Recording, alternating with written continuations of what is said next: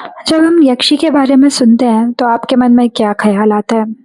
यही ना कि यक्षी एक बहुत सुंदर महिला होती है, जिसके बहुत लंबे-लंबे बाल होते हैं और वो एकदम अप्सराओं की तरह दिखती है और वो पुरुषों को अपनी तरफ अट्रैक्ट करके उन्हें मार देती है।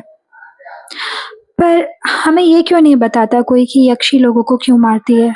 और हम ये जानने की कोशिश भी नहीं करते कि यक्षी आखिर ऐसा करती क्यों है? तो हाय एवरीवन, मेरा नाम है Srishti and welcome to stories with Srishti. अगर आपने मेरे चैनल को सब्सक्राइब नहीं किया है तो सब्सक्राइब और लाइक ज़रूर करना।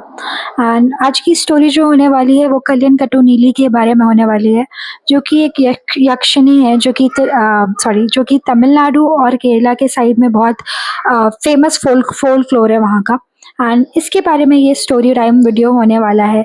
चलो शुरू करते हैं, लेकिन उससे पहले प्लीज़ मेक श्योर कि आप लाइक सब्सक्राइब करो, क्योंकि उससे मुझे बहुत मोटिवेशन मिलता है ऐसी वीडियोस बनाने का। एंड आपको ये वीडियो कैसा लगा वो आप कमेंट सेक्शन में मुझे ज़रूर बताना। तो चलो स्टोरी को चालू करते हैं। केरला और तमिलनाडु के बॉर्डर के पास एक शहर है जिसका नाम है नागरकोइल। एंड वहाँ नागरकोइल में कल्याण कट्टू नीली, जो कि एक यक्षिणी है जिसकी कहानियाँ बहुत मशहूर हैं। एंड इसी कल्याण कट्टू का ज़िक्र जो हमें अभी रिसेंटली में आई हुई लोका मूवी में भी मिलता है। एंड ये कल्याण कट्टू नीली की स्टोरी है। हम सब कल्याण कट्टू नीली को एक यक्षी के नाम से जानते हैं कि वो एक यक्षिणी है और वो लोगों को मार देती है। पर क्या नीली हमेशा से एक यक्षिणी थी? जब भी कोई पैदा होता है तो पैदा होते ही जानवर नहीं हो जाता, वो इंसान होता है। ये दुनिया उसे मजबूर कर देती है जानवर बनने में। एंड कल्याण कट्टू नीली की कहानी भी कुछ ऐसी है। कल्याण कट्टू नीली नीली के नाम से पैदा नहीं हुई थी, उसका नाम अली था। मुझे माफ़ करना केरला एंड तमिलनाडु के लोग अगर मुझे नाम लेने सही से नहीं आ रहा है, पर उसका नाम अली था। एंड ये कहानी अभी की नहीं, ये 9th सेंचुरी बीसी की है। मतलब सोच सकते हो हज़ारों साल पहले की कहानी जो अब तक चली आ रही है। इसमें कुछ ना कुछ तो सच है, जो ये इतने generations by generation pass down की गई है। तो अली जो है इनकी जो मम्मी थी वो एक देवदासी हुआ करती थी। एंड अली जो है वो बहुत ज़्यादा सुंदर थी, उसके बहुत लंबे बाल थे, वो बहुत सुंदर थी। एंड उसके पीछे बहुत लोग पागल थे। पर अली को वहाँ के ही पास के मंदिर का पुजारी नंबी, उससे प्यार हो जाता है। एंड अली उससे शादी कर लेती है। अब ये जो नंबी था ये बहुत लालची किस्म का आदमी था। ये हमेशा अली के ऊपर मल्टीपल वुमेन के साथ चीट करता है। और इसको बस जो अली की मम्मी थी वो एक देवदासी थी, तो उनके पास काफ़ी पैसे हुआ करते थे। इसको बस उन पैसों का लालच रहता है। ये अली से कभी सच्चा प्यार नहीं करता। एंड अली को ये चीज़ कभी दिखाई नहीं दी कि वो उससे सच्चा प्यार नहीं करता है। पर ये बात अली की मम्मी जो कि एक देवदासी है उसे उन्हें साफ दिखाई देती थी कि उनका जो सन इन लॉ है, जो नंबी है, वो उनकी बेटी से प्यार नहीं करता। एंड अली जब प्रेग्नेंट थी तो भी वो उसके ऊपर कई बार चीट करता है बहुत सारी औरतों के साथ। एंड ये बात अली की मम्मी को बिल्कुल पसंद नहीं आती है। तो वो नंबी जो कि अली का पति है उसे अपने घर से निकाल देती हैं। और अपने हस्बैंड की जाने के बाद अली को बहुत बुरा लगता है, तो वो भी अपने हस्बैंड नंबी के साथ जाने लगती है। वो भी बोलती है कि मैं इस घर में नहीं रहूँगी जब मेरे पति इस घर में नहीं रह रहे हैं। अली जो है वो नंबी से बहुत प्यार करती थी, पर नंबी वो अली से प्यार नहीं करता था। तो अली जो है वो अपने पति नंबी के साथ उस घर से अपनी माँ के घर से जाने लगती है। एंड ये दोनों जो हैं वो एक जंगल से गुजरते हैं। नंबी जो कि अली से बिल्कुल प्यार नहीं करता था एंड अली इस टाइम पे प्रेग्नेंट भी है। नंबी जो है वो उसे एक फॉरेस्ट में ले जाके मार देता है, क्योंकि उसको बस अली के जेवर चाहिए रहते थे, उसको बस पैसे चाहिए रहते हैं। एंड उसको मारने के बाद वो पैसे लेके भाग जाता है। एंड इधर घर पर जब अली के भाई अम्बी को ये बात पता चलती है कि उसकी बहन वो घर छोड़कर अपने पति के साथ जा चुकी है, तो उसे बहुत बुरा लगता है। एंड वो सोचता है कि वो भी जाएगा, अपनी बहन को मना के लाएगा कि प्लीज़ मेरे साथ घर चलो। एंड वो आदमी सही नहीं है एंड अगर ज़रूरत पड़ी तो अपनी बहन के हस्बैंड को भी साथ में लेके आएगा। तो वो भी निकल जाता है जंगल की ओर।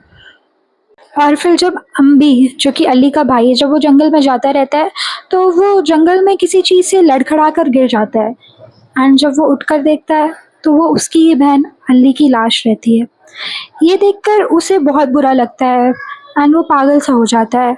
वो अपने आप को अपना सर पत्थर पे मारकर मार लेता है एंड इस तरह वो दोनों भाई-बहन वहीं ख़त्म हो जाते हैं। पर ये उनकी कहानी का अंत नहीं होता है। एंड दूसरी तरफ जो कि नंबी था, जो कि अली का पति था, उसको मारने के बाद जब वो भाग रहा होता है, तो एक सांप के काटने से वो मर जाता है। लेकिन क्या ये अली का रिवेंज था नंबी के लिए? नहीं, रिवेंज तो अभी आगे होने वाला था, जो अली लेगी अपने खून का। फिर कुछ समय बाद अली और उसके भाई अम्बी दोनों का पुनर्जन्म होता है और वो एक छोला किंग के बच्चों के तौर पे पैदा होते हैं, बेटा-बेटी के। और इन दोनों का नाम होता है नीलम और नीली। लेकिन इन दोनों के पैदा होने के बाद से छोला जो राजा थे, उनके राज्य में बहुत अजीब-अजीब घटनाएँ होने लगती हैं। जो वहाँ पे पशु जो गाँव वाले पालते हैं, वो जब सुबह उठ के देखते हैं तो उनका कोई पूरा खून पी चुका रहता है एंड ऐसे बहुत सारे इंस्टेंसेस होने लगते हैं एंड जो राज्य में बहुत बुरा माहौल हो जाता है। फिर राजा को पता चलता है कि इन सब के पीछे किसी और का नहीं, उनके खुद के बच्चों का हाथ है। उन्हें बहुत बुरा लगता है ये सोचकर, पर वो अपने बच्चों को बचाने के लिए अपने पूरे राज्य को तो खो नहीं सकते थे। इसलिए वो क्या करते हैं कि अपने दोनों बच्चों को एक जंगल में छोड़ आते हैं। और ये कोई और जंगल नहीं, वही नागरकोइल के पास वाला जंगल है, जहाँ पर आज भी माना जाता है कि नीली और नीलन रहते हैं। इस जंगल का नाम पंचवन कड़ू है। Please forgive me if I am pronouncing it wrong and ये नागरकोइल के पास है।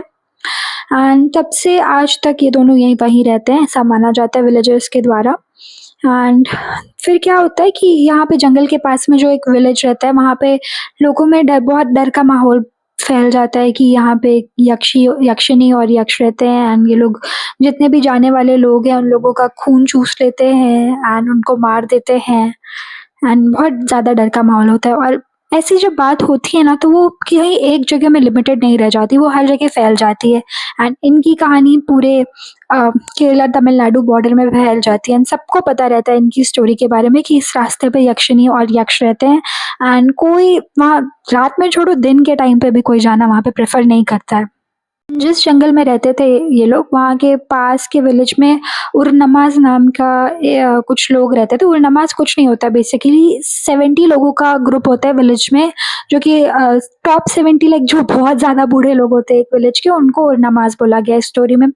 तो जब उरनमाज़ को पता चलता है कि हमारे पास के जंगल में ऐसा कुछ हो रखा है, तो वो लोग बहुत चिंतित हो जाते हैं एंड वो लोग एक पुजारी को बुला के लाते हैं। पुजारी बेसिकली जो तंत्र विद्या वगैरह करते हैं एंड ये पुजारी क्या करता है, ये जो नीलन होता है, यानी कि नीली का भाई, उसको पकड़ लेता है एंड ये देख के नीली को बहुत ज़्यादा गुस्सा आता है एंड वो जो तांत्रिक था उसको लगा था कि वो अपनी पावर से नीली को भी कंट्रोल कर लेगा। बट नीली के अंदर इतना ज़्यादा गुस्सा भरा हुआ था, इतनी ज़्यादा रिवेंज की भावना भरी हुई थी कि उसकी कोई भी विद्या उसका साथ नहीं देती है एंड वो जो तांत्रिक रहता है वो वहीं पे मारा जाता है। मीनवाइल नीली का जो पहली लाइफ में जब वो अली थी और उसकी शादी नंबी से हो रखी थी, तो वो नंबी का भी पुनर्जन्म होता है एंड इस बार वो पुनर्जन्म लेता है तो उसका नाम रहता है आनंदन एंड वो एक व्यापारी होता है एंड अनफॉर्चुनेटली बोल लो, unfortunately for Anandan, unfortunately for Neeli, ये आनंदन का कुछ व्यापार का काम जो पड़ जाता है इसी फॉरेस्ट के पास से, जहाँ पे नीली रहा करती है एंड उसको बहुत डर लगता था। ये जो आनंदन है, ये एक ताबीज़ पहन के चलता है कि इसको कुछ प्रोटेक्शन मिलेगी। तो जब ये उस फॉरेस्ट से आता है तो नीली को खबर हो जाती है कि ये तो वही आदमी है जिसने मेरी पास्ट लाइफ में मेरे साथ बहुत बुरा किया था एंड मेरे और मेरे बच्चे को मार दिया था एंड जिसकी वजह से मेरे भाई की भी जान चली गई थी।